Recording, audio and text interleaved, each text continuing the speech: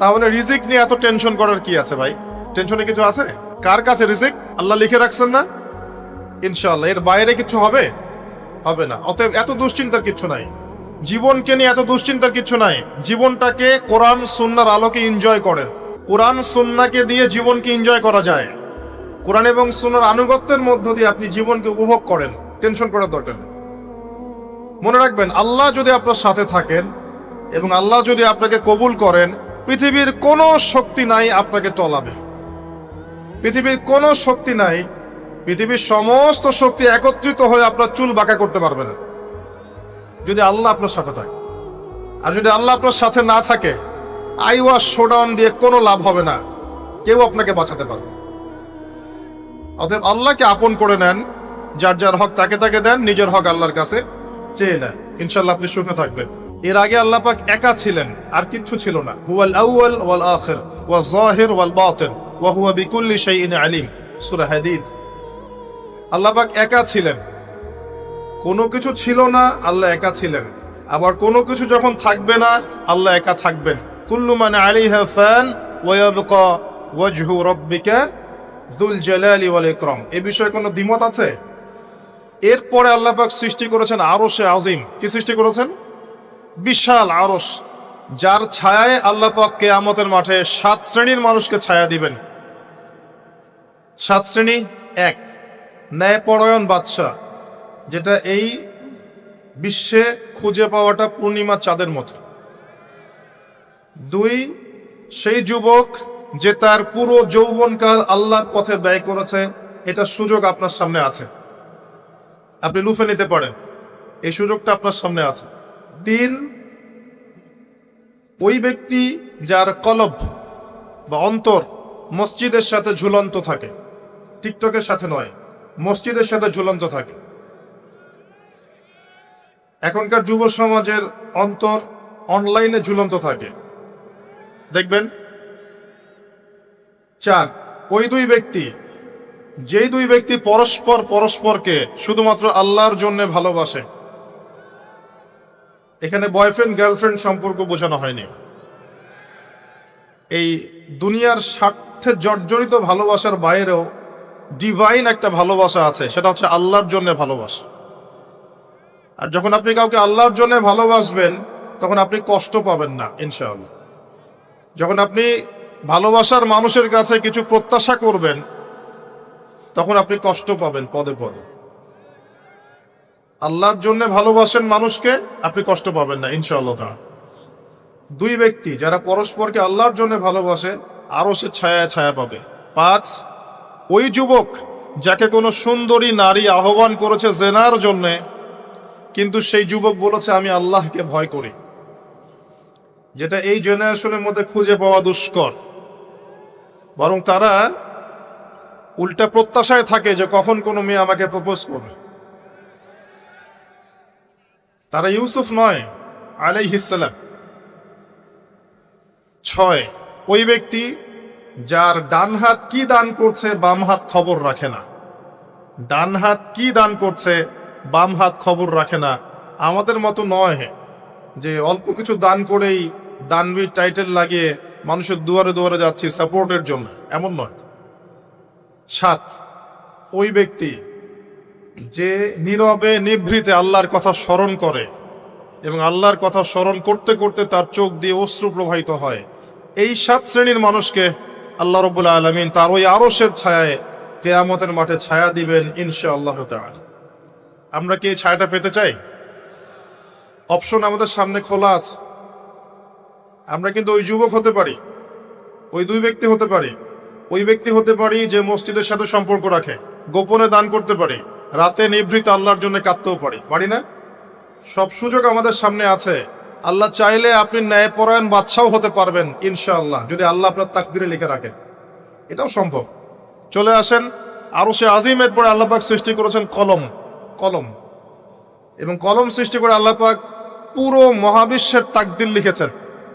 পৃথিবীর শেষ দিন পর্যন্ত কি হবে না হবে, খুঁটিনাটি বিষয়, এত খুঁটিনাটি যে আল্লাহ পাকের ওই লিখার বাইরে পৃথিবীতেও কোনো আযাব গজব আসে না। যা লিখা আছে ওটাই আসবে। পৃথিবীতে যা আসছে যে আযাব, যে বিপদ, যে বালা মুসিবত গুলো আসছে আসমানি এবং জমিনের, এগুলোও আল্লাহর কাছে লেখা আছে।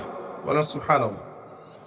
এমনকি এই পৃথিবীতে কতজন মানুষ এসেছে, চলে গেছে এবং আসবে, এই হিসেব আল্লাহর কাছে আছে। চিন্তা করতে পারেন, পৃথিবীতে কত মাখলুক আছে, হিসেব আল্লাহর কাছে আছে। এই মহাবিশ্বে কত গ্যালাক্সিজ আছে, গ্রহ নক্ষত্র আছে, আল্লাহর কাছে হিসেব আছে। পিঁপড়া কতটুকু আছে এই পৃথিবীতে, এটা আল্লাহ জানেন কতগুলো আছে। সমুদ্রের নিচে কি আছে আল্লাহ জানেন। প্রতিটা বিষয় মহাবিশ্বের লিখিত হয়ে গেছে। এখন যে আল্লাহর কাছে সব লিখিত আছে, সেই আল্লাহ কি আমার রিজিকের মালিক নন? তাহলে রিজিক নিয়ে এত টেনশন করার কি আছে ভাই? টেনশনে কিছু আছে? কার কাছে রিজিক? আল্লাহ লিখে রাখছেন না? ইনশাআল্লাহ এর বাইরে কিছু হবে? হবে না। অতএব এত দুশ্চিন্তার কিছু নাই। জীবনকে নিয়ে এত দুশ্চিন্তার কিছু নাই। জীবনটাকে কোরআন সুন্নাহর আলোকে এনজয় করেন। একটা বই আছে না, এনজয় ইওর লাইফ, বইটা পড়েছেন? কোরআন সুন্নাহকে দিয়ে জীবনকে এনজয় করা যায়। কোরআন এবং সুন্নাহর আনুগত্যের মধ্য দিয়ে আপনি জীবনকে উপভোগ করেন। টেনশন করার দরকার নেই। মনে রাখবেন, আল্লাহ যদি আপনার সাথে থাকেন এবং আল্লাহ যদি আপনাকে কবুল করেন, পৃথিবীর কোনো শক্তি নাই আপনাকে টলাবে। পৃথিবীর কোনো শক্তি নাই, পৃথিবীর সমস্ত শক্তি একত্রিত হয়ে আপনার চুল বাঁকা করতে পারবে না, যদি আল্লাহ আপনার সাথে থাকে। আর যদি আল্লাহ আপনার সাথে না থাকে, আইওয়াশ শোডাউন দিয়ে কোনো লাভ হবে না, কেউ আপনাকে বাঁচাতে পারবে। অতএব আল্লাহকে আপন করে নেন, যার যার হক তাকে তাকে দেন, নিজের হক আল্লাহর কাছে চেয়ে নেন, ইনশাল্লাহ আপনি সুখে থাকবেন। তাকদীর আল্লাহ পাক লিখে ফেলেছেন। এরপরে আল্লাহ রাব্বুল আলামিন কি লিখেছেন? এরপরে আল্লাহ রাব্বুল আলামিন মহাবিশ্ব সৃষ্টি করেছেন 6 দিনে। কয় দিনে? কোরআনে দলিল আছে, হুয়াল্লাযী খালাকাস সামাওয়াতি ওয়াল আরদা ফি সিত্তাতি আইয়াম। তিনি সেই আল্লাহ যিনি আসমান সমূহ, একটা আসমান নয়, আসমান সমূহ মানে যতগুলো আসমান আছে। আর আমরা জানি 7টা আসমান আছে। কয়টা? 7টা মহাবিশ্ব আছে। এখন পর্যন্ত সায়েন্স যত কিছু আবিষ্কার করেছে, এগুলো প্রথম মহাবিশ্বের আবিষ্কার। দ্বিতীয়টাতে ওরা যেতেই পারেনি এখন পর্যন্ত। অতদূর পর্যন্ত স্পেসশিপ যেতেই পারবে না। কথা কি বুঝতে পারছেন? এটা প্রথম আসমানের বিষয়। এরকম আরো 6টা আসমান মহাবিশ্ব আল্লাহ পাক প্রস্তুত করেছেন। তারপরে আছে সিদরাতুল মুনতাহা, তার উপর একটা মহাসাগর আছে, তারপরে কুরসি, তার উপরে আরশে আজিম। আর আরশে আজিমের উপরে আল্লাহ সুবহানাহু ওয়া তাআলা। এখানে একজন মানুষ ওই পর্যন্ত চলে গিয়েছিলেন। তিনি কে? মুহাম্মদুর রাসূলুল্লাহ সাল্লাল্লাহু আলাইহি ওয়াসাল্লাম। তার মর্যাদা আর বোঝার বাকি আছে? তো সবার প্রতি অনুরোধ থাকবে, সেই ব্যক্তি, সেই নবী মুহাম্মদ সাল্লাল্লাহু আলাইহি ওয়াসাল্লামের সুন্নাহ মাফিক জীবনযাপন করেন। আল্লাহ পাক তৌফিক দান করুন। এবং এই সুন্নাহটা জীবনের একটা ক্ষেত্রে মানলে হবে না, জীবনের সমস্ত ক্ষেত্রেই মানতে চেষ্টা করতে হবে। আল্লাহ পাক তৌফিক দান করুন। আমিন। আল্লাহ রাব্বুল আলামিন এরপরে মহাবিশ্ব সৃষ্টি করে দীর্ঘদিন পর্যন্ত, অনন্তকাল বলবো না, দীর্ঘদিন পর্যন্ত মানুষ সৃষ্টি করেন নাই। জি, সূরা দাহরের প্রথম আয়াতে আল্লাহ পাক বলেছেন, হাল আতা আলাল ইনসান হিনুম মিনাদ দাহরি লাম ইয়াকুন শাইআম মাযকুরা। মানুষের উপরে এমন একটা সময় চলে গেছে যে মানুষ কোনো আলোচ্য বিষয় ছিল না। মানে মানুষ সৃষ্টি করা হবে, এখন দুনিয়া যা হচ্ছে দেখতে পাচ্ছেন, আমরা কোনো টপিকই ছিলাম না। এত সময় চলে গেছে মহাবিশ্ব। এখন মনে হয় দুনিয়াটা আমাদের, তাই না?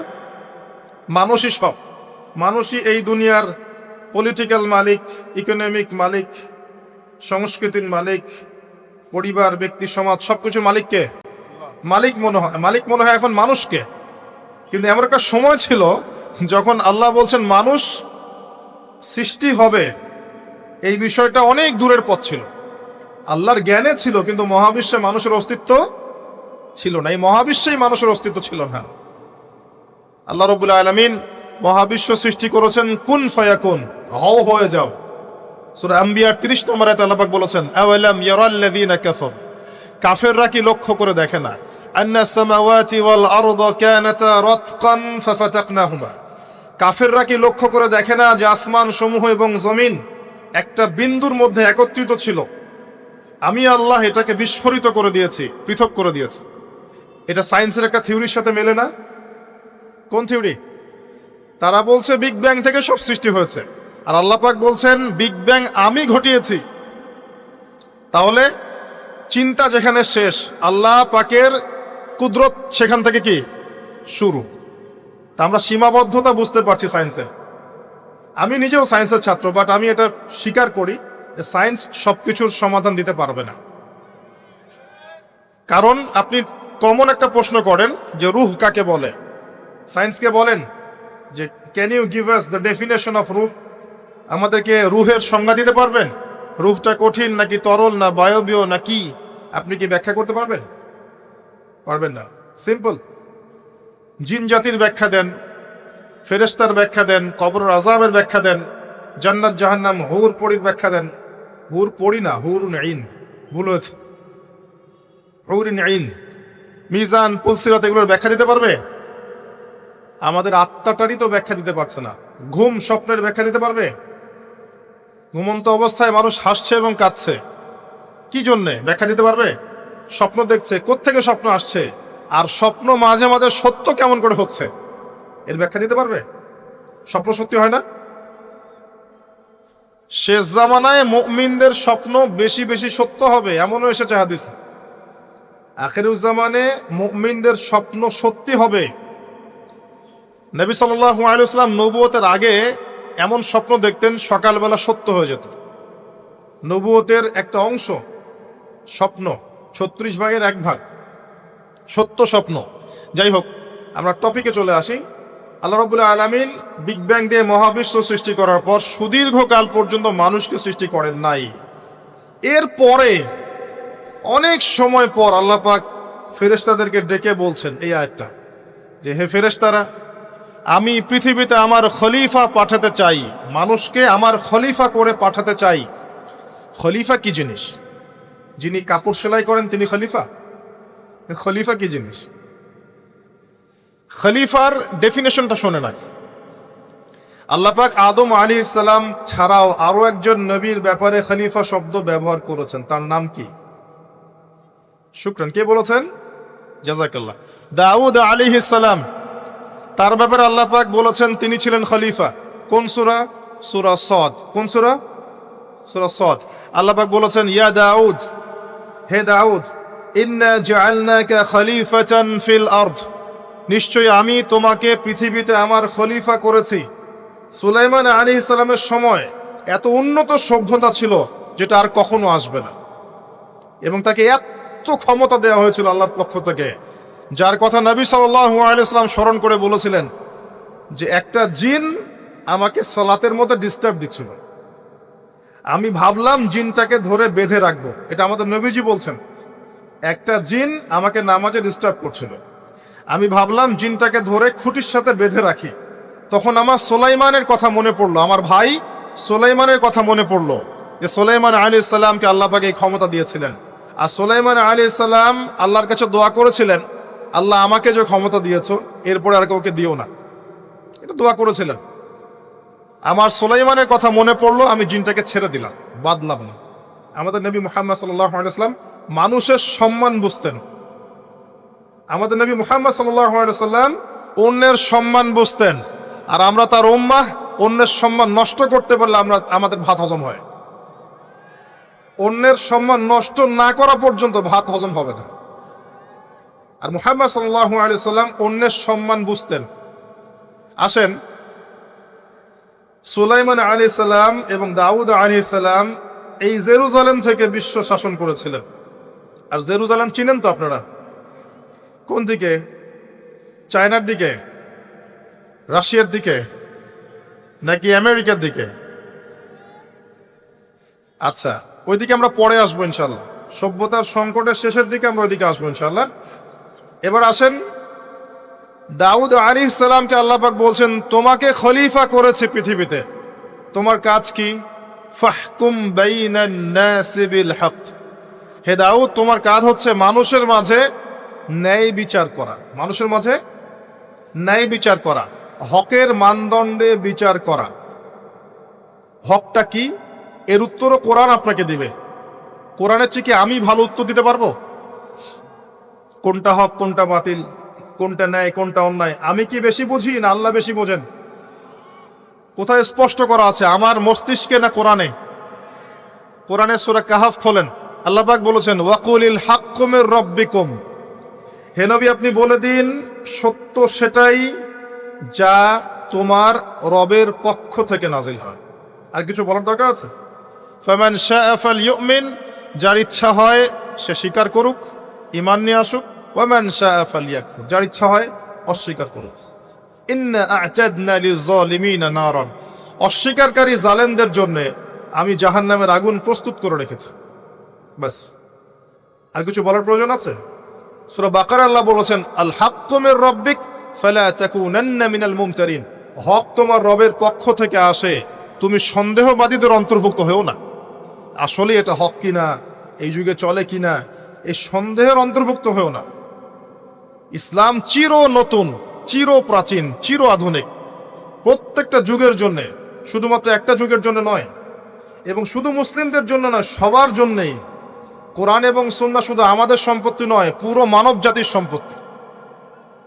এখানে সবার হেদায়েত আছে, হোক সে হিন্দু হিন্দু ভাই বা খ্রিস্টান ভাই বা বুদ্ধিস্ট বা জিউস, যেই হোক না কেন, সবার হেদায়েত এখানে আছে। আসেন, আল্লাহ পাক কোরআনকে হক বলছেন। এটাও বলে রাখি, যখন তাওরাত নাজিল হয়েছিল তখন তাওরাত হক ছিল, তখন ওটাই ছিল হক। যখন জাবুর নাজিল হয়েছে জাবুরই হক ছিল। যখন ইনজিল নাজিল হয়েছে ইনজিলই হক ছিল। যখন থেকে কোরআন নাজিল হয়েছে এখান থেকে নিয়ে কিয়ামত পর্যন্ত হকের কি অন্য কোনো মানদণ্ড আছে? এটা মানতে কোনো আপত্তি আছে? হ্যাঁ, এখন কোনো কিছু যদি কোরআন সুন্নাহর সাথে মিলে যায় মানতে আমাদের কোনো আপত্তি নাই। কেউ একটা মতবাদ দিয়েছে, একটা দর্শন দিয়েছে, একটা সায়েন্টিফিক থট দিয়েছে, যেটা কোরআনের সাথে মিলে গেছে, হাদিসের সাথে মিলে গেছে, মানতে আমাদের কোনো আপত্তি নাই। আমরা চোখ বন্ধ করে মানবো ইনশাআল্লাহ, কোনো সমস্যা নেই। কিন্তু যে কোনো ব্যক্তি বা যে কোনো সংগঠন, যে কোনো সমাজ, যে কোনো সভ্যতা, কেউ যদি এমন কোনো কথা বলে, এমন কোনো দর্শন দেয়, এমন কোনো মতবাদ দেয় যেটা কোরআনের সাথে মিলছে না, সাংঘর্ষিক, হাদিসের সাথে মিলছে না, সাংঘর্ষিক, আপনি কি মানতে বাধ্য? এটা না মানাটাই আপনার ঈমানের পরিচয়। তো আল্লাহ পাক দাউদ আলাইহিস সালামকে বলছেন তুমি এই হকের মানদণ্ডে বিচার ফয়সালা করো। ওয়ালা তাত্তাবিউল হাওয়া, নিজের প্রবৃত্তির অনুসরণ করো না। প্রবৃত্তি মানে নিজের মন গড়া বিষয়ের অনুসরণ করো না। ইউদিল্লুকা আন সাবিলিল্লাহ, তাহলে এটা তোমাকে আল্লাহর রাস্তা থেকে সরিয়ে দিবে। নিশ্চয়ই যারা প্রবৃত্তির অনুসরণ করেছে তারা আল্লাহর পথ থেকে সরে গেছে, এই কারণে বিমা নাসু ইয়াউমুল হিসাব, তারা হিসাবের দিনটা ভুলে গেছে। আমি কি বুঝাতে পারছি ভাই? তাহলে আল্লাহ পাক খলিফার ফাংশন দিলেন। খলিফার কাজ কি তাহলে? খলিফার কাজ হচ্ছে আল্লাহর পক্ষ থেকে আসা সত্যের মানদণ্ডে মানুষের মাঝখানে ফয়সালা করা। আমার কথা ক্লিয়ার? পরিবেশ পরিস্থিতি যদি অনুকূলে না থাকে সে করবে না, তার ক্ষমতা নাই। লা ইউকাল্লিফুল্লাহু নাফসান ইল্লা ওয়াসআহা। কিন্তু আকীদা রাখতে কি কোনো সমস্যা আছে যে এটাই চূড়ান্ত সত্য? আমি তো আগেই বলেছি, এই যুগে সারেন্ডার করতে হবে। আপনি 100% ইসলাম ফলো করতে পারবেন না। তো 100% ইসলাম ফলো করা এই যুগে আমার মতে পসিবল না, ইল্লা মাশাআল্লাহ। তো আল্লাহ পাক যদি কিছু মানুষকে বাছাই করে তৌফিক দেন, সেটা আল্লাহ পাকের নিজস্ব ব্যাপার, ইখতিয়ার, স্বাধীনতা। আসেন, আল্লাহ রাব্বুল আলামিন এখানে খলিফার ফাংশন বললেন এবং আদম আলাইহিস সালামকে এই খলিফা করে পৃথিবীতে পাঠালেন। সভ্যতার শুরু হলো। সভ্যতার শুরু রোমকদের দ্বারা হয় নাই, সভ্যতার শুরু পশ্চিমাদের দ্বারা হয়নি, সভ্যতার শুরু হয়েছে নবীদের দ্বারা। সর্বপ্রথম সভ্যতার ধারক বাহক হচ্ছেন আদম আলাইহিস সালাম, যাকে আল্লাহ পাক খলিফা করে পৃথিবীতে পাঠিয়েছেন। যে বা যারা পৃথিবীতে আল্লাহর বিধান অনুযায়ী চলছে তারা আল্লাহর খলিফা। কথা বুঝতে পারছেন? আর যারা পৃথিবীতে আল্লাহর বিধান অনুযায়ী চলছে না তারা আল্লাহর খলিফা নয়, তারা শয়তানের খলিফা। এবার আসেন, আদম আলাইহিস সালামকে সৃষ্টি করার পরেই কি পৃথিবীতে পাঠানো হয়েছে? না, আগে কি করা হয়েছে? আগে জ্ঞান শিক্ষা দেওয়া হয়েছে। শুরু থেকেই জ্ঞান আছে, আর এই জ্ঞান সৃষ্টিগতভাবে আমাদের মধ্যে ছিল না, আল্লাহ পাক শিখিয়েছেন। তাহলে সভ্যতা এগিয়ে যাবে কিভাবে? জ্ঞান চর্চার মধ্য দিয়ে। বুঝতে পারছেন? আগে জ্ঞান। এখনো যদি আপনি একটা সুন্দর সভ্যতা চান, জ্ঞান চর্চা, এছাড়া কোনো অপশন নাই। জ্ঞান এর চর্চা, প্রসার, প্রচার, সভ্যতা, সমাজ সুন্দর হবে ইনশাআল্লাহ। এরপর কি হলো? সভ্যতা এগিয়ে গেল কিভাবে? তার বুকের হাড় থেকে হাওয়া আলাইহিস সালাম, এই যে সভ্যতার একটা অংশ, মহিলাদেরকে ছাড়া কি আপনি সমাজ চিন্তা করতে পারবেন? তারা আমাদের মধ্য থেকেই সৃষ্টি, এবং বাঁকা হাড় থেকে। জোরে চাপ দিতে যায় না, ভেঙে যাবে। জোরে চাপ দিতে যায় না, ভেঙে যাবে। বাস্তব অভিজ্ঞতা থেকেই বলছি। আর ছেড়ে দিলে আবার ওইভাবেই থেকে যাবে। এজন্য উত্তম নসিহতের মধ্য দিয়ে একটু মানায় টানায় চলতে হবে আর কি। দুনিয়ার জীবন সবকিছু 100% মনের মতো হবে না, একটু মানায় নিয়ে চলতে হবে। কারণ আমি নিজেও সাহাবী নই, দেখবেন আমার স্ত্রীও মহিলা সাহাবী নন, আপনিও সাহাবী নন, আপনার স্ত্রীও মহিলা সাহাবী নন। তাই ওই হিসাব কিতাব করে লাভ নাই। আমরা সবাই অপরাধী, সবার মাঝে ল্যাকিংস আছে। এই জন্য সবার উচিত সবার ভুলগুলোকে ক্ষমা করে দুনিয়ার জীবনটা হৃদ্যতা, ভালোবাসার সাথে কাটানো। তাহলে পরিবার ঠিক থাকবে ইনশাআল্লাহ। এরপরে কি? পরীক্ষা। কিসের পরীক্ষা? এই গাছের কাছে যেও না। কোন গাছ? এই প্রশ্নের দরকার নাই তো আমার, কোন গাছ? যে গাছই হোক, এই গাছের কাছে যেও না। তার আগে আল্লাহ পাক বলে দিলেন, আদম আসো। ফেরেশতাদেরকে ডাকলেন, আদম তুমি এই নামগুলো বলে দাও। তিনি সব নাম বলে দিলেন। ফেরেশতাদেরকে আগে জিজ্ঞাসা করেছিলেন তোমরা বলে দাও, তারা বলেছে লা ইলমা লানা ইল্লা মা আল্লামতানা। এখানে জ্ঞানের মধ্য দিয়ে আল্লাহ পাক আদম আলাইহিস সালামকে সম্মানিত করলেন। জ্ঞান, সম্মান, নবী, সভ্যতার সূচক। আমার কথা কি বুঝতে পারছেন? এরপরে ইবলিস, সবাই সেজদা করলো। আদম জ্ঞানে জয়ী হয়েছে, তোমরা সবাই তাকে সেজদা করো। আল্লাহ পাক আদম আলাইহিস সালামকে বড় করলেন, কারণ তিনি তাকে ভালোবাসেন। আল্লাহ পাক আমাদেরকে ভালোবাসেন, বাসেন না? আল্লাহ পাক আমাদেরকে প্রচন্ড ভালোবাসেন। আর আপনি যাকে ভালোবাসবেন তাকে বড় করতে চাইবেন না?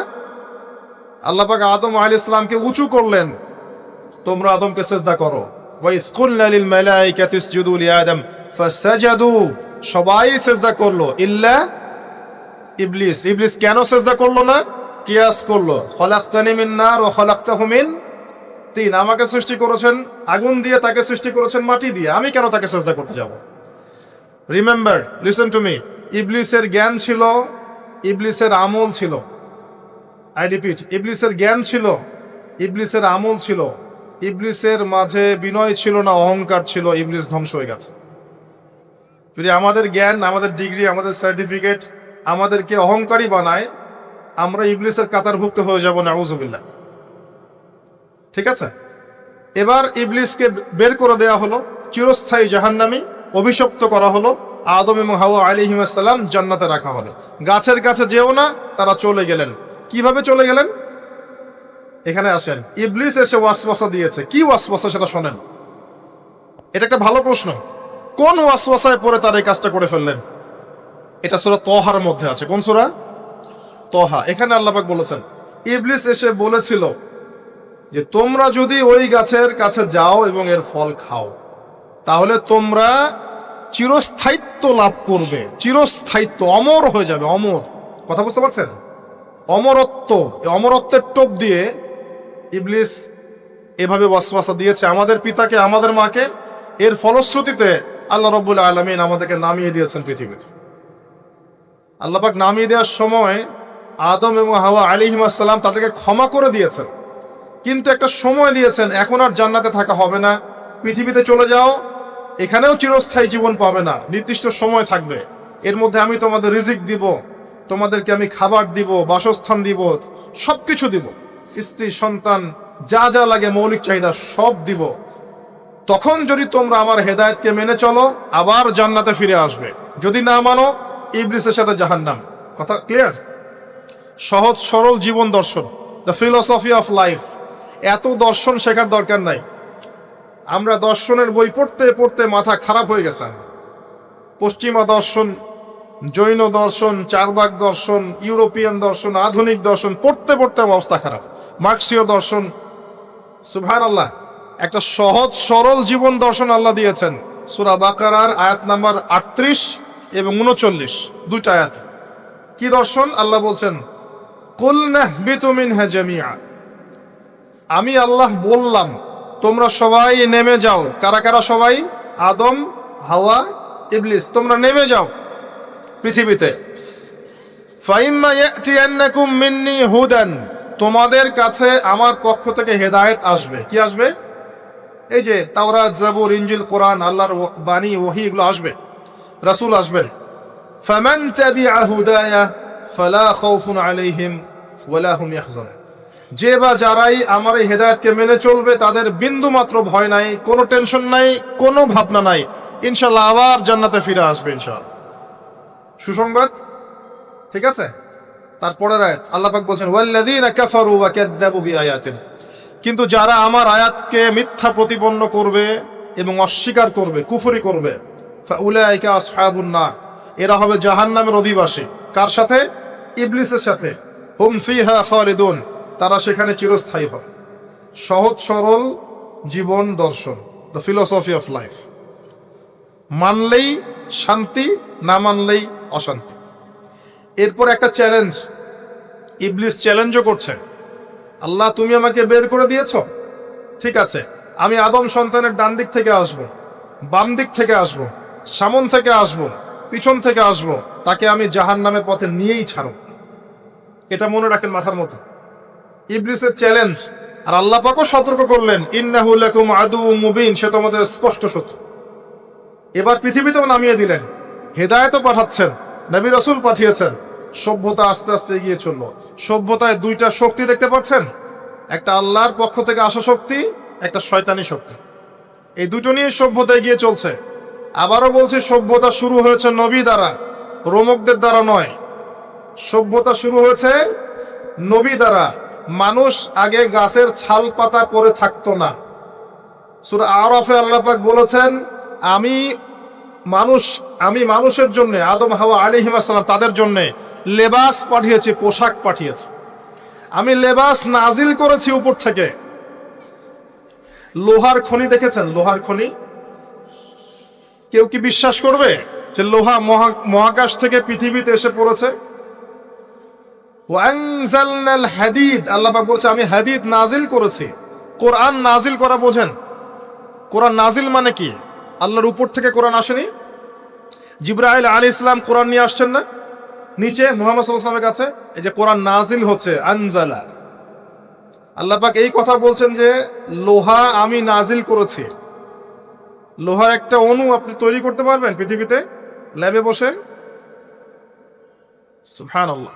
আল্লাহ পাক নাজিল করেছেন। ঠিক একইভাবে আল্লাহ পাক পোশাক নাজিল করেছিলেন আদম এবং হাওয়া আলাইহিস সালাম তাদের জন্য। তারা গাছের ছালপাতা পরে ঘোরাফেরা করতেন না। বোগাস কথাবার্তা শেখায় মানুষ।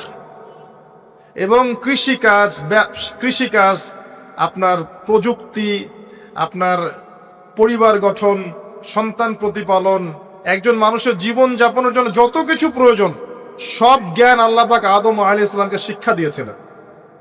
দুনিয়াতে আসার পরে যখন যেটা প্রয়োজন হয়েছে, ওহী নাজিল হয়েছে, জিবরাইল আলাইহিস সালাম তাকে শিখিয়ে দিয়েছেন। মানুষ গুহার মধ্যে ছবি এঁকে এঁকে থাকতো। আর এরা বলছে আদম আলাইহিস সালাম বানর থেকে হয়েছেন, নাউযুবিল্লাহ। সুবহানাল্লাহ। এটা যারা বিশ্বাস করে তারা সরাসরি কোরআনের সাথে কুফরি করছে, স্পষ্ট কাফের। আদম আলাইহিস সালাম আল্লাহ পাক তাকে হাত দিয়ে সৃষ্টি করেছেন, নিজের হাতে সৃষ্টি করেছেন। তিনি বানর থেকে মানুষ হননি। হ্যাঁ, যারা এই মতবাদটা দিয়েছে ওরা বানর থেকে মানুষ হতে পারে, আমরা হই না। বরং সূরা বাকারা আপনি উল্টা চিত্র দেখতে পারবেন। সূরা বাকারা দেখবেন, পড়তে পড়তে দেখবেন একটা জায়গায় আছে যে শনিবারের সীমা লঙ্ঘন করার জন্য কিছু মানুষকে, বনু ইসরাইলের কিছু মানুষকে আল্লাহ পাক মানুষ থেকে বানর বানিয়ে দিয়েছে। আছে না দলিল? তাহলে এটার প্রমাণ পাওয়া যাচ্ছে। সুবহানাল্লাহ। আসেন, সভ্যতা এগিয়ে চলল। সভ্যতা দুটো শক্তি, আল্লাহর বিধান, আল্লাহ নাজিলকৃত পবিত্র তাওহীদ, এবং অপর সাইডে আছে শয়তানের শিরক। কথা কি বুঝতে পারছেন? দিন দিন এগিয়ে চলতে লাগলো। প্রথম কি ক্রাইমটা হলো পৃথিবীতে? সভ্যতার প্রথম ক্রাইম হয়েছে হাবিল কাবিল। কে কাকে হত্যা করেছে? কাবিল হাবিলকে হত্যা করেছে। কি কারণে? ঈর্ষা। এখান থেকে এই সভ্যতার শিক্ষা কি? শিক্ষা হচ্ছে এটাই, আজকের দিনেও যদি আমরা হাবিল আর কাবিলের মতো এই যে কাবিল যেমন করে ঈর্ষা পরায়ণ হয়ে হাবিলকে হত্যা করেছে, এই ঈর্ষা ত্যাগ না করতে পারি, তাহলে এ উম্মার তাকদিরে খারাপই আছে। কথা কি বোঝা যায়? আমরা এখন পর্যন্ত সেই কাবিলের সুন্নত ত্যাগ করতে পারি নাই। ভিতরটা হিংসা দিয়ে ভর্তি, জর্জরিত। এগুলো যদি খুলে আল্লাহ পাক দেখাতে পারতেন জনগণের সামনে, লজ্জায়, দুর্গন্ধে, ধিক্কার জানাতে জানাতে আপনি আমার লেকচারও শুনতে আসতেন না।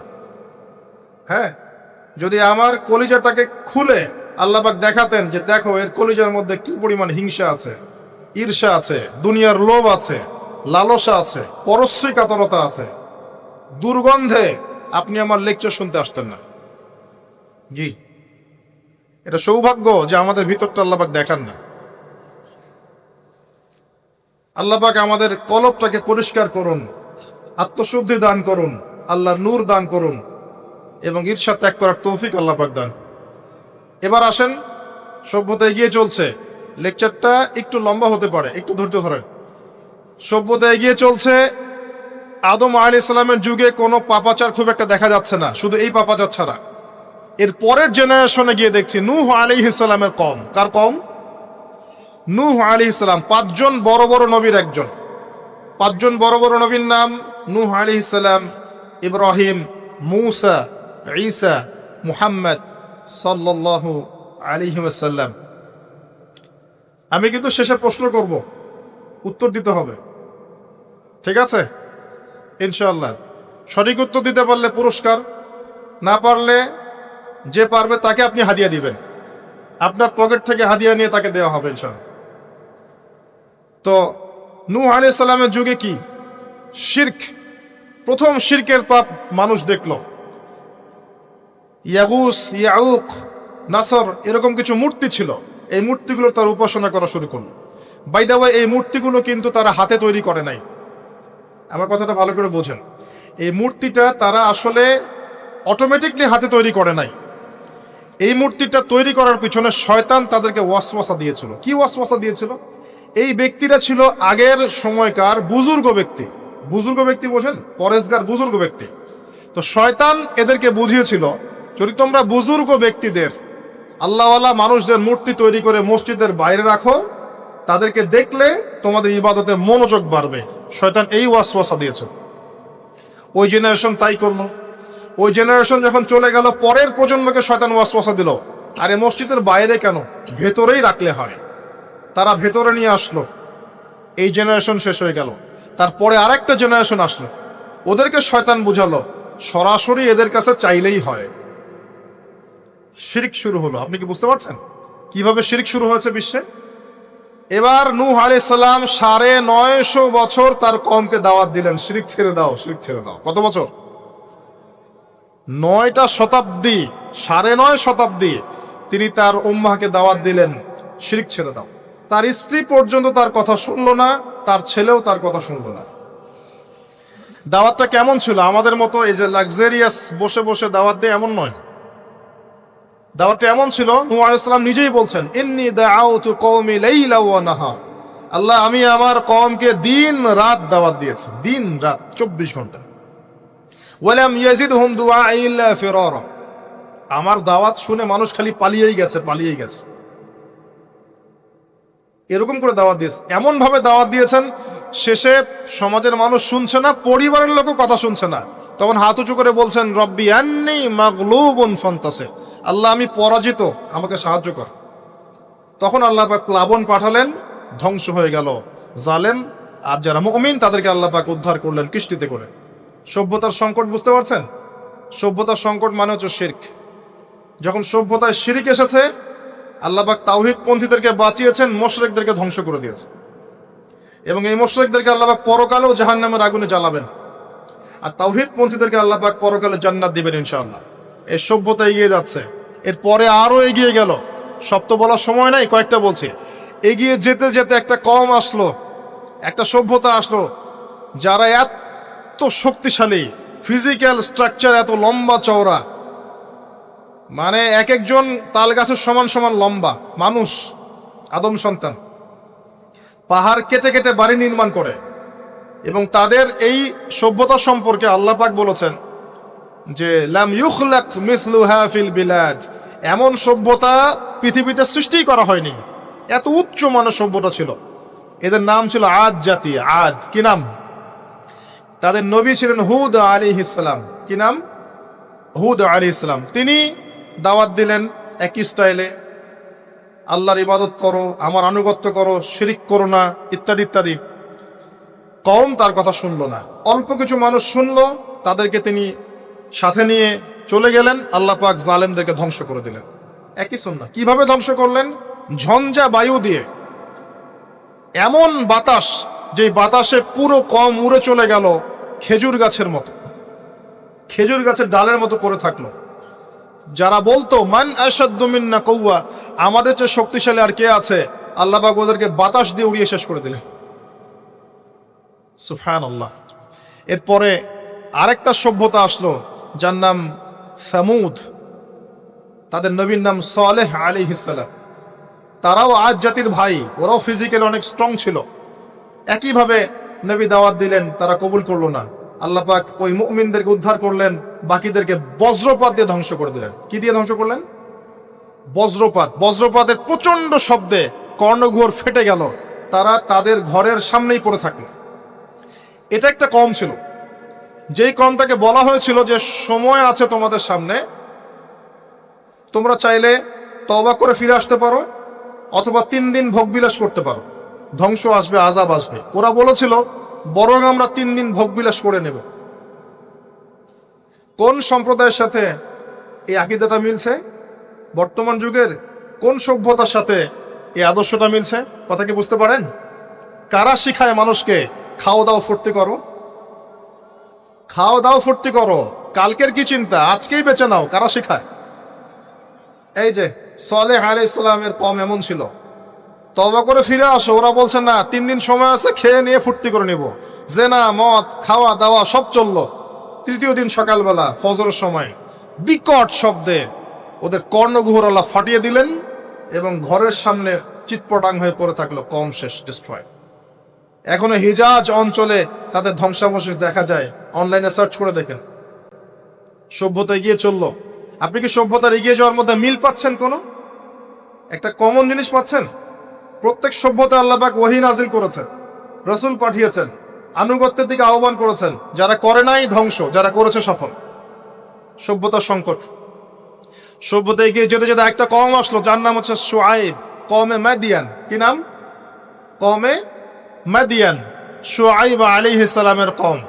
শুআইব আলাইহিস সালাম একজন নবী ছিলেন, যিনি তার মেয়েকে মূসা আলাইহিস সালামের সাথে বিয়ে দিয়েছিলেন। ওইদিকে আমরা আসছি ইনশাআল্লাহ। শুআইব আলাইহিস সালামের কওমের অপরাধ ছিল, এরা মাপে কম দিত এবং ডাকাতি করত। কি করত? ডাকাতি। আমরাও কিন্তু কম করি না ডাকাতি। এখন আমরা নেক্সট সুরতেও ডাকাতি করি, বৎসুরতেও ডাকাতি করি, করি না? অনেকে তো কোটটাই পরে ডাকাতি করে। কোটটাই পরে বড় বড় মাপের ডাকাতি করে। কারণ আপনি কোটটাই পরলে তো ধরতে পারবেন না কলার, কিছু বলতে পারবেন না। সব ক্ষেত্রে এগুলো চলছে। স্যুট বুট পরে বসে থাকবো সুদী ব্যাংকে, মানুষের রক্ত চুষে খাচ্ছে। অনেক সময় দেখা যায় দিনের লেবাস পরেও আমরা জনগণের টাকা পয়সা লুটে খাই। হ্যাঁ, তো ওই যে ডাকাতি করতো শুআইব আলাইহিস সালামের কওম, এবং তারা মাপে কম দিত। রমজান মাসে একটা অনুরোধ করবো, আল্লাহর ওয়াস্তে কৃত্রিম সংকট তৈরি করে মানুষকে কষ্ট দিয়েন না, বরং এই মাসে আপনি দাম আরো কমিয়ে দেন, আল্লাহ আপনার রিজিকে বারাকা দিবেন। ইনশাআল্লাহ মানুষকে খাওয়ান, বেশি বেশি ইফতার করান, বেশি বেশি ইফতার করান, সমাজ কল্যাণমূলক কাজ করেন, আল্লাহ রহম করবে ইনশাআল্লাহ। আল্লাহর ওয়াস্তে এই মাসটাকে কোটিপতি হওয়ার সুযোগ মনে করেন না, এটা আপনার ক্ষমা পাওয়ার মাস। আল্লাহ পাক বোঝার তৌফিক দান করুন তাদেরকে। তারপরেও কিছু মানুষ থাকবে, লাহুম কুলুবুন লা ইয়াফকাহুনা বিহা, যাদের কলব আছে উপলব্ধি করে না, ওয়া লাহুম আযানুন লা ইয়াসমাউনা বিহা ওয়া লাহুম আ'য়ুনুন লা ইবসিরুনা বিহা, কান আছে শোনে না, চোখ আছে দেখবে না। উলাইকা কাল আনআম, এরাই জন্তু জানোয়ারের মতো। বাল হুম আদাল, বরং তার চেয়ে ওরা নিকৃষ্ট। বাল হুম আদাল, বরং তার চাইতেও নিকৃষ্ট। ওয়া উলাইকা হুমুল গাফিলুন, এরা গাফিল সম্প্রদায়। আসেন, মাপে কম দেওয়া, ডাকাতি করার কারণে আল্লাহ পাক কি করলেন? আল্লাহ পাক এই মাদিয়ান জাতি ইতিহাসে প্রথমবার, সভ্যতায় প্রথমবার এই মাদিয়ান জাতিকে আল্লাহ পাক ভূমিকম্প দিয়ে ধ্বংস করেছে। ভূমিকম্প দিয়ে আল্লাহ পাক ধ্বংস করেছেন ওয়ার্ল্ড হিস্ট্রিতে প্রথম এই মাদিয়ান কওমকে। আর এই ভূমিকম্প আখিরুজ্জামানেও আসবে, বড় বড় তিনটা, একটা পূর্ব দিকে, একটা পশ্চিমে, আর একটা বিশ্বের মাঝখানে। অপেক্ষা করতে থাকেন এবং প্রস্তুতি গ্রহণ করতে থাকেন, সামনে আসবে ইনশাআল্লাহ আযজা ওয়া জাল। কারো ঠেকানোর ক্ষমতা নাই, বিকজ এটা হাদিসে লেখা আছে, কিছু করার নাই। একটা কাজই করার আছে, পরকালের ফিকির করা আর মৃত্যুর প্রস্তুতি গ্রহণ করা। আসেন, এরপর কি হলো? সভ্যতা এগিয়ে চললো।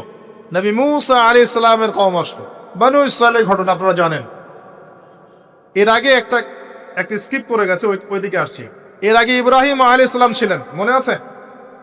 ওই যে নমরুদ, ইব্রাহিম আলাইহিস সালাম বাবা তার আহ্বানে সাড়া দিচ্ছে না, বাড়ির থেকে চলে গেলেন। স্ত্রী সারা কিনে চলে গেলেন প্যালেস্টাইন, সেখানে থাকা শুরু করলেন। পরে হাজারা আলাইহিস সালামকে বিয়ে করলেন, সেখান থেকে আবার মক্কা, সেখানে সন্তানকে জবাই করার ফিতনা, পরীক্ষা, সফল হলেন, প্রত্যেকটা ক্ষেত্রে সফল হলেন। আল্লাহ রাব্বুল আলামিন তাকে বলেছেন যে ইব্রাহিম একাই একটা উম্মাহ। আল্লাহ পাক তাকে অগ্নি পরীক্ষা নিলেন, অগ্নি পরীক্ষাতেও তিনি পাশ করলেন। নমরুদকে আল্লাহ পাক ধ্বংস করলেন, ইব্রাহিমকে বিজয়ী করলেন। বলেন সুবহানাল্লাহ। সভ্যতার একই চিত্র। এবার মূসা আলাইহিস সালামের সময় আপনি গিয়ে দেখবেন ফেরাউনকে আল্লাহ পাক দলবল সহ ডুবিয়ে মারলেন। মূসা আলাইহিস সালাম বনী ইসরাইলকে আল্লাহ পাক উদ্ধার করলেন। একই চিত্র। সভ্যতার সংকট, বুঝতে পারছেন? সভ্যতার সংকটের মধ্যে যখনই আপনি দেখবেন শিরিক আছে, আল্লাহর অবাধ্যতা আছে, নবীর আনুগত্য নাই, ধ্বংস। যখনই তাওহীদ আছে, সুন্নত আছে, হালাল আছে, নবীর আনুগত্য আছে, সাফল্য। সভ্যতা আরো এগিয়ে গেল। দেখবেন দাউদ আলাইহিস সালামের যুগ আসলো, তিনি জেরুজালেম থেকে ওয়ার্ল্ড শাসন করা শুরু করলেন। সুলাইমান আলাইহিস সালামের সময় আসলো, তিনি আরো বড় পরিসরে শাসন করা শুরু করলেন। এদিকে ইউসুফ আলাইহিস সালামের সময় এসেছিল, যিনি মিশরে রাজত্ব করেছিলেন। ইয়াকুব আলাইহিস সালামের সময় এসেছিল। ইদ্রিস আলাইহিস সালামের যুগ এসেছিল। যুলকারনাইন তার সময় এসেছিল, যিনি মাশরিক মাগরিব বিজয় করেছিলেন। অনেক যুগ চলে গেল, এমনকি ঈসা ইবনে মারইয়ামের সময় আসলো, তিনিও একই সুন্নাহ পালন করতে লাগলেন। এরপরেও মুহাম্মদ সাল্লাল্লাহু আলাইহি ওয়াসাল্লামের সময় আসলো। এখান থেকে আপনি একটু বোঝা কবুল করতে লাগলো এবং ইসলামের প্রচার প্রসার বাড়তে লাগলো। যত প্রচার বাড়তে লাগলো, কাফের মুশরিকদের নির্যাতন তত বেশি বাড়তে লাগলো। এত নির্যাতন বাড়তে লাগলো, এক পর্যায়ে মক্কা থেকে আবিসিনিয়ায় হিজরত করতে হলো, হাবাসা, ইথিওপিয়ায়। সেখানে বাদশা নাজাশী ছিলেন, তিনি মুসলিমদেরকে আশ্রয় দিলেন, সেখানে মুসলিমরা থাকতে লাগলো। এমনকি নবী সাল্লাল্লাহু আলাইহি ওয়াসাল্লাম তায়েফে গেলেন সাহায্য পাওয়ার আশায়। তায়েফবাসী খারাপ ব্যবহার করলো, তাকে রক্তাক্ত করলো, তিনি আবার মক্কায় ফিরে আসলেন। তিনটা বছর গাছের ছাল পাতা খেয়ে সাহাবে কেরামকে শিয়ারে আবু তালেবে রাত দিন কাটাতে হলো। 3 বছরের বয়কট জীবন। এরপরে একই বছর অল্প কয়েকদিনের ব্যবধানে চাচা আবু তালেব এবং স্ত্রী খাদিজা রাদিয়াল্লাহু আনহা ইন্তেকাল করলেন। নবী সাল্লাল্লাহু আলাইহি ওয়াসাল্লাম বিষণ্ণ হয়ে পড়লেন। আল্লাহ পাক তাকে মেরাজ ঘটালেন, তার সমস্ত বিষণ্ণতা দূর হয়ে গেল। নবী সাল্লাল্লাহু আলাইহি ওয়াসাল্লাম 11তম বর্ষে ইয়াসরিব থেকে আগত 6 জন যুবককে দাওয়াত দিলেন, যাদের নেতা ছিল সাআদ বিন জুরারাহ রাদিয়াল্লাহু আনহু। এই 6 জন ইয়াসরিব মানে মদিনা থেকে এসেছিল, তার ইসলাম কবুল করে আবার মদিনায় ফেরত গেল। তার পরের বছর তারা আরো 6 জনকে নিয়ে আসলো, 6 যোগ 6 মোট 12 জন। এর পরের বছর মুসআব বিন উমাইর রাদিয়াল্লাহু আনহুর দাওয়াতের ফলে 12 থেকে 75 জন মানুষ মদিনা থেকে এসে ইসলাম কবুল করলো। মদিনায় হিজরতের পটভূমি তৈরি হলো। নবী সাল্লাল্লাহু আলাইহি ওয়াসাল্লাম তার পরের বছর হিজরত করলেন মদিনায় সাহাবায়ে কেরামকে নিয়ে। এই যে মদিনা, এটাই হলো প্রথম ইসলামিক স্টেট। কথা কি বুঝতে পারছেন? ওই দাউদ এবং সুলাইমান আলাইহিস সালামের পর এবং ইউসুফ আলাইহিস সালামের যুগের পর এই মদিনাই হচ্ছে পরবর্তী ইসলামিক স্টেট। এখানে ছিল রাষ্ট্রের সমস্ত সংজ্ঞা, এখানে ফুলফিল হলো। এখানে জনগণ হলো, এখানে সার্বভৌমত্ব থাকলো, এখানে গভর্নমেন্ট হলো এবং যার প্রেসিডেন্ট স্বয়ং মুহাম্মদ সাল্লাল্লাহু আলাইহি ওয়াসাল্লাম। আমার কথা কি বুঝতে পারছেন? আমি একটু দ্রুত নিয়ে যাচ্ছি আপনাদেরকে, সময় শর্ট।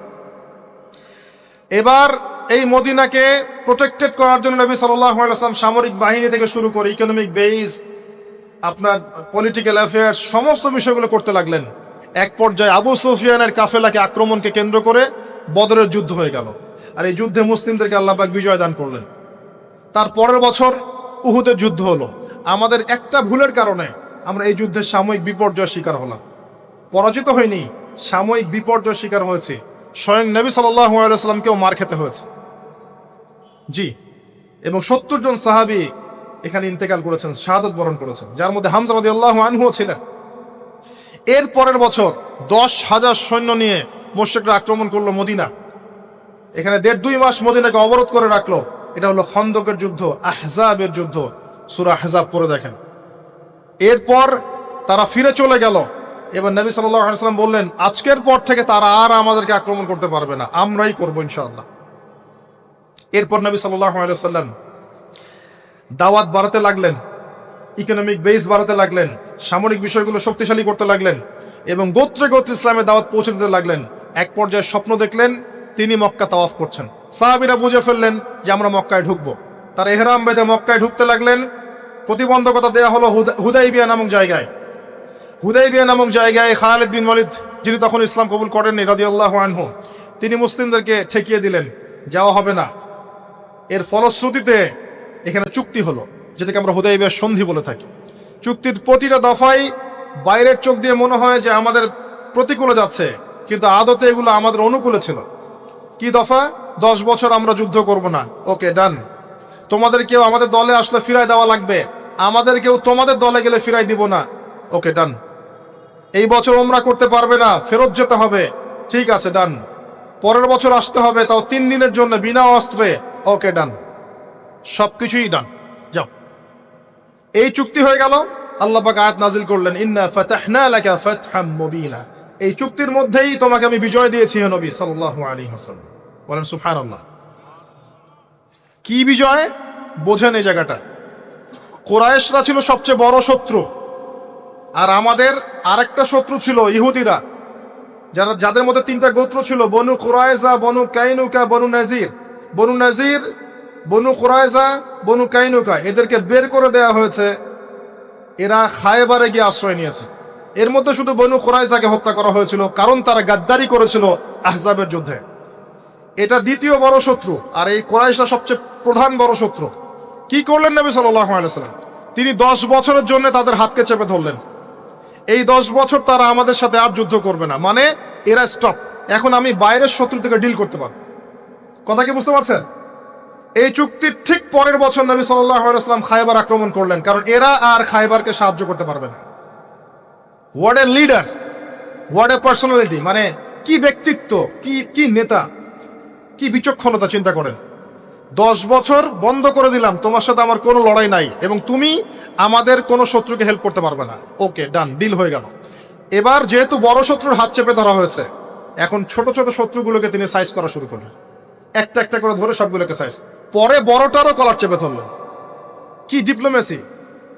আমরা খালি এখন মিষ্টি খাওয়া সুন্নত জানি, আমরা এখন জিওপলিটিক্যাল ডিপ্লোম্যাটিক সুন্নাত জানি না। জি, চিন্তা করে দেখ, এই জায়গাটা খুব ভালো করে বুঝবেন। খায়বার বিজয়ের পর থেকে নিয়ে মুসলিমদের আর্থসামাজিক অবস্থা আরো বাড়তে লাগলো, প্রচুর সম্পদ গনিমত বাড়তে লাগলো এবং পররাষ্ট্রনীতি অ্যাপ্লাই করা হলো। রোমক সম্রাটকে দাওয়াত দেওয়া হচ্ছে, মিশরের বাদশাকে দাওয়াত দেওয়া হচ্ছে, পারস্যে দাওয়াত দেওয়া হচ্ছে। আস্তে আস্তে সারা বিশ্বে ইসলামের দাওয়াত ছড়িয়ে পড়ল।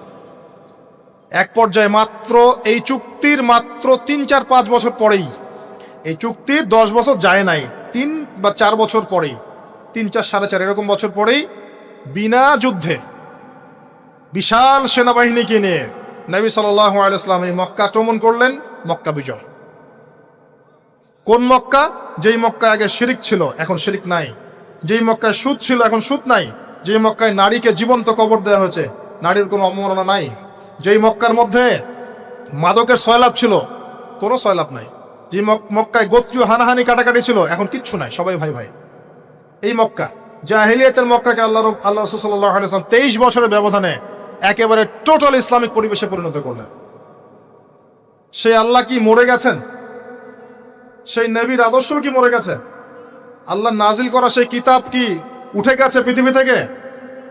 তাহলে ওই জাহেলি সমাজকে যদি পরিবর্তন করা যায়, আমাদের জাহেলিয়াতকে পরিবর্তন করা সম্ভব নয়? এই বিশ্বের জাহেলিয়াত পরিবর্তন করা সম্ভব নয়? আমরা করতে পারি না পারি, আল্লাহ পাক এমন প্রজন্ম আনবেন, দেখে নিন তারা করে দেখাবে ইনশাআল্লাহ। যখন আল মাহদি আসবেন, ঈসা ইবনে মারিয়াম আসবেন, তখন জাহিলিয়াতের রেশ মাত্র থাকবে না ইনশাআল্লাহ, ইনশাআল্লাহু আযজা ওয়া জাল। এর আগ পর্যন্ত কঠিন সময় আছে। ওই কঠিন সময় যাওয়ার আগে আরেকটু পথ পাড়ি দেওয়া আপনাদেরকে। মুহাম্মদ সাল্লাল্লাহু আলাইহি ওয়াসাল্লাম এই যে মক্কা ইসলামিক পুরো একটা এনভায়রনমেন্ট প্রতিষ্ঠা করলেন, এরপর কি এটা থেমে গিয়েছিল? এরপর আবু বকর সিদ্দিক রাদিয়াল্লাহু আনহু এসেছেন, তিনিও সেই খেলাফার দায়িত্ব পালন করেছেন। কোন খেলাফা? ফাহকুম বাইনান নাসি বিল হক, সূরা সাদ।